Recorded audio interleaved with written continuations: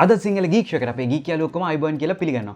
ඉතින් අඩුම මිලට අලුත්ම Android 6.0 ඒ කියන්නේ Marshmallows run වෙන සුපිරි ස්මාර්ට්ෆෝන් එකක් ගන්නවා නම් LG K8 තමයි ඔයාලට කියාපු ස්මාර්ට්ෆෝන් එක. ඒ නිසා අද අපි කතා කරමු LG K8 LTE ස්මාර්ට්ෆෝන් එක ගැන. මේ විදිහට තමයි අපිට බොක්ස් එක බලා ගන්න පුළුවන් වෙන්නේ. ඉස්සරහා LG logo එක සහ K8 brand එක බලා ගන්න පුළුවන්. අපිට සයිඩ් එකේ අපිට මේ විදිහට 5 inch display එකක් තියෙනවා 1.3 GHz processor එකක් මේ ෆෝන් එකට තියෙනවා 8 megapixel සහ 5 megapixel cameras දෙකක් තියෙනවා 2125 mAh බැටරි එකක් තියෙනවා කියලා සඳහන් වෙනවා. ඉතින් ඒ වගේම මේක විශේෂයෙන් TRCSL approved කියලා සඳහන් වෙනවා. එහෙනම් අපි මේ ස්මාර්ට්ෆෝන් එක unbox කරගමු.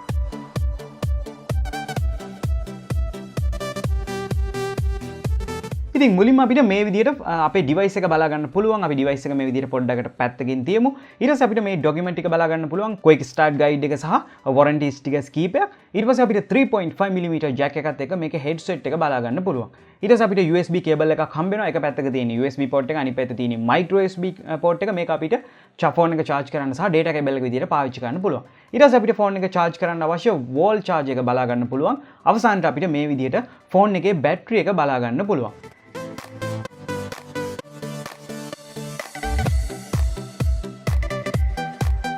ඉතින් ස්මාර්ට්ෆෝන් එක අපි මේ විදිහට අතට ගත්තම මෙන්න මේ විදිහට තමයි බලා ගන්න පුළුවන් වෙන්නේ.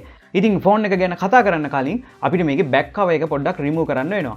අපි මේ විදිහට බෑක් කවර් එක ගලව ගත්තම අපිට මෙන්න මෙතනට බැටරි එක දාගන්න පුළුවන්. ඊට පස්සේ ඔයාලට පේනවා ඇති මේ උඩ ස්ලොට් දෙකක් තියෙනවා. ඇත්තටම මේක ඔයාලට පුළුවන් අවශ්‍ය නම් මේ ස්ලොට් දෙකට නැනෝ සිම් දෙකක් දාලා මේ ෆෝන් එක ඩුවල් සිම් විදිහට පාවිච්චි කරන්න. එහෙම නැත්නම් ඔයාලට පුළුවන් එක ස්ලොට් එකකට නැනෝ සිම් එකක් සහ අනිත් එකට micro SD card එකක් දාලා මේක එක SIM එකක් සහ memory chip එකක් දාලා memory එක extend කරගෙන පාවිච්චි කරන්න. ඉතින් අපි ෆෝන් එකේ පෙනුම සහ feeling එක ගැන කතා කරොත් සම්පූර්ණයෙන්ම ප්ලාස්ටික් වලින් තමයි ෆෝන් එක නිර්මාණය කරලා තියෙන්නේ. ඒ වගේම මේ වටේට තියෙන edge එක මේගොල්ලෝ ඒකට metal feeling එකක් දීලා තියෙනවා. මේ back side එක සම්පූර්ණයෙන්ම rough ප්ලාස්ටික් එකක් තමයි තියෙන්නේ. ෆෝන් එක අපි හදිසියෙ අල්ලන වෙලාවට අතට දාඩිය දාගත්ත වෙලාවට අපිට මේක පහසුවෙන් අතේ රඳව ගන්න මේ rough back cover එක ඇත්තටම ගොඩක් උදව් වෙනවා. ඉතින් ෆෝන් එකේ දෙපැත්තේ අපි බැලුවොත් අපිට කිසිම බටන් එකක් බලා ගන්න පුළුවන් කමක් නැහැ. මේකේ උඩ අපිට මේ විදිහට mic එකක් බලා ගන්න පුළුවන්. ෆෝන් එකේ පහලින් අපිට 3.5 mm port එකක්, micro USB port එකක් සහ mic එකක් බලා ගන්න පුළුවන්. ඉතින් ෆෝන් එකේ ඉස්සරහා අපිට මේ විදිහට ambient light sensor එක, ඊළඟට front facing camera එක, ඊට පස්සේ speaker එකක් බලා ගන්න පුළුවන්. ෆෝන් එකේ අපි පල්ලෙහා බැලුවොත් අපිට කිසිම physical button එකක් බලා ගන්න නැහැ. LG logo එක විතරයි බලා ගන්න පුළුවන්. එහෙනම් කොහොම මේකේ power button එක සහ volume rocker එක.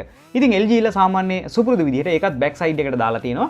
මේකේ 8 megapixel camera එකට පල්ලෙහායින් අපිට පුළුවන් power button එක සහ volume rocker එකේ volume අඩු වැඩි කරන rocker එක බලා ගන්න. ඒ වගේම මෙතන LED flasher එකක් තියෙනවා. පල්ලෙහා LG logo එකට යටින් ෆෝන් එකේ main speaker එක බලා ගන්න පුළුවන්. දැන් අපි මේ ෆෝන් එක on කරලා බලමු ෆෝන් එක ඇතුළේ software සහ මේකේ තියෙන performance ගැන.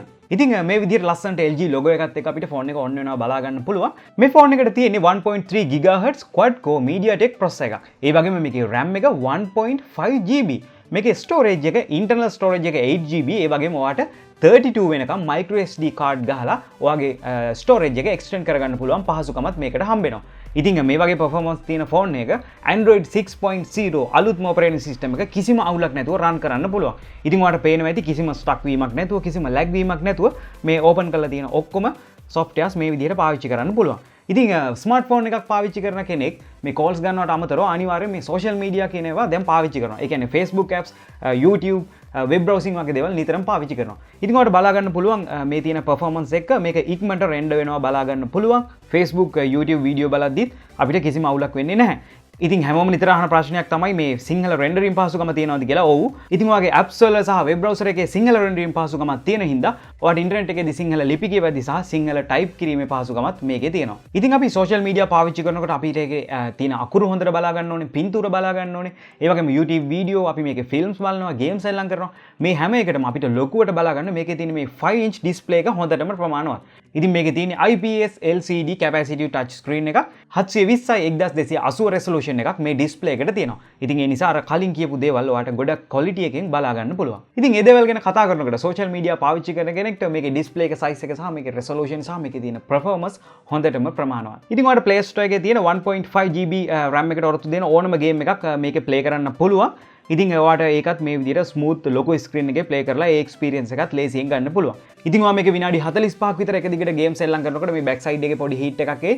ඇත්තට මේක ගණන් ගන්න දෙයක් නෙමෙයි. සාමාන්‍ය පොඩි හීට් එකක්. ඒ වගේම මේ ෆෝන් එක charge වෙද්දිත් ඒ හරියම පොඩ්ඩක් රත් වෙනවා. ඒක අසාමාන්‍ය දෙයක් නෙමෙයි. මේ ෆෝන් එකේ බැටරි එක ගැන සහ charging ගැන අනිවාර්යෙන් කතා කරන්න ඕනේ. මට පුළුවන් වුණා පැයක් ඇතුළත මේක 5 ඉඳන් 50 දක්වා charge කරගන්න. ඒ වගේම මේකේ 5 ඉඳන් ඇතරම full charge වෙන්නේ 100% charge වෙන්නේ පැය 2යි විනාඩි 35ක් ගියා. ඉතින් මම මේක power user කෙනෙක් විදිහට ඒක දවසක්ම පාවිච්චි කරා. ඒ කියන්නේ මම මේකේ ගේම් සෙල්ලම් කරා, data හැමතිස්සෙම on කරන් හිටියේ, මම YouTube වීඩියෝ ගොඩක් බැලුවා, social media නිතර පාවිච්චි කරා. මට හරියටම පැය 22ක් විතරයි මේක පාවිච්චි කරන්න පුළුවන් උනේ. ඉතින් මම මේක සාමාන්‍ය user කෙනෙක් විදිහට පාවිච්චි කරද්දි ඒ කියන්නේ මේකේ සාමාන්‍ය calls ගන්න සහ සාමාන්‍ය social media පාවිච්චි කරනකොට මට දවස් එකමාරක් මේ ෆෝන් එක පාවිච්චි කරන්න පුළුවන් වුණා. ඉතින් ඊට පස්සේ තමයි ඔයාලා හැමෝම කැමති මේකේ කැමරා එක. මේකේ primary camera එක 8 megapixel වලින් බලා ගන්න පුළුවන්. ඉතින් අපිට මේ විදිහට මේකේ වීඩියෝ රෙකෝඩ් කරන්න සහ ෆොටෝස් ගන්න පහසුකම තියෙනවා. මේක ඇත්තටම low light වලදී සාමාන්‍ය පොඩ්ඩක් blur ගතියක් තිබුණාට සාමාන්‍ය හොඳට එළිය තියෙන වෙලාවට ගොඩක් quality එකෙන් ෆොටෝස් ගන්න පුළුවන්. ඒ වගේම අපිට මේකේ auto focus පහසුකම තියෙන හින්දා ගොඩක් අය කැමති අර background එක blur කරලා ෆොටෝස් ගන්න. අන්න ඒ ෆොටෝස් එම අපිට මේ විදිහට touch කර කර blur කර කර ගන්න පුළුවන් පහසුකම තියෙනවා. ඉතින් මේකේ selfie camera එක 5 megapixel වලින් බලා ගන්න පුළුවන්.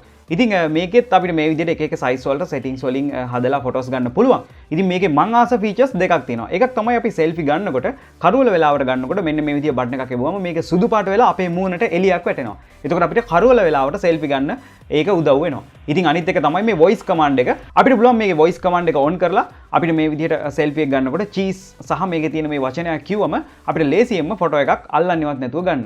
ඉතින් මේ ෆෝන් එකේ ඔයාලට Wi-Fi, GPS, Bluetooth, NFC, infrared, USB, OTG, 3G, 4G, 4G LTE වගේ connectivity වගේම ඔයාලට මේකේ FM රේඩියෝ පහසුකමක් තියෙන හින්දා ඔයාලට අර දේවල් වගේම රේඩියෝ අහන්නත් පහසුකම හම්බ වෙනවා. ඉතින් ඒ වගේම මේකේ තියෙන sensors වලින් proximity sensor එක, accelerometer එක සහ gyroscope එක කියන තුනම හින්දා අපිට ඒ sensor වල ප්‍රයෝජනයට අමතරව virtual reality experience එකක් ගන්න පහසුකම තියෙනවා.